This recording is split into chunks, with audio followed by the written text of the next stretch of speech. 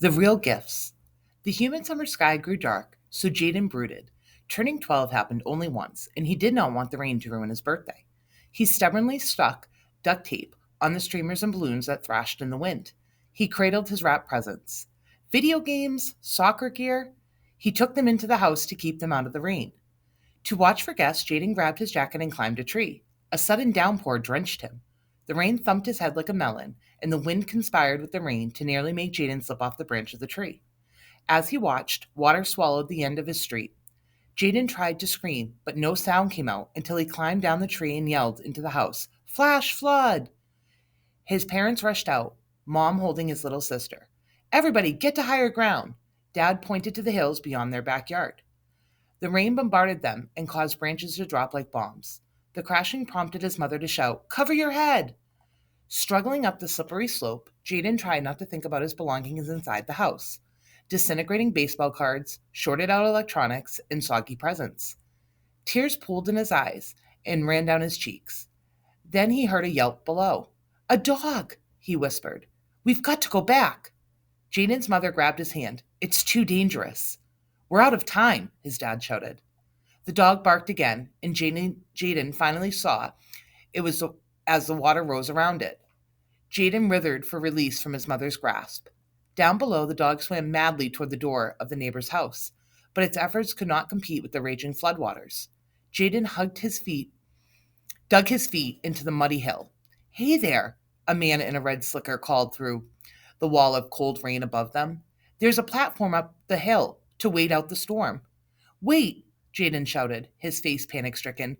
"The neighbor's dog, Leo, he's going to—" "Water's rising fast," the man said, pointing to the murky water hiding hazards on what had been Jaden's street. "Please," Jaden said, "we've got to save Leo." The man looked into Jaden's eyes. "Get up to the platform," he said, thrusting his hat at Jaden. "I'll get the dog."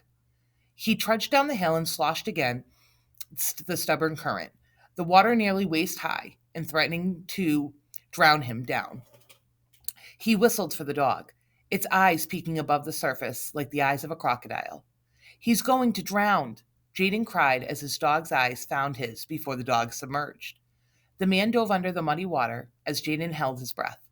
Rain pounded the ground while his heartbeat pounded wildly in his chest. Jaden's sister squeezed his hand and slowly counted.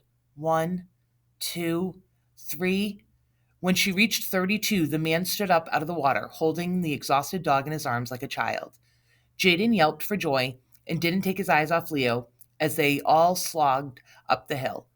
The coffee-colored river rose above the doorknob of the house, where Jaden imagined his presence floated like lifeless leaves. Jaden shivered as the man hoisted the dog onto the platform. "One lucky dog," said the man. "One courageous neighbor," replied Jaden. The family huddled around the dog. Jaden's mom wiped the hair out of his eyes, and his dad patted him on the back. Jaden smiled. Leo flopped his head in the cradle of Jaden's lap, and Jaden's sister snuggled close and fell asleep.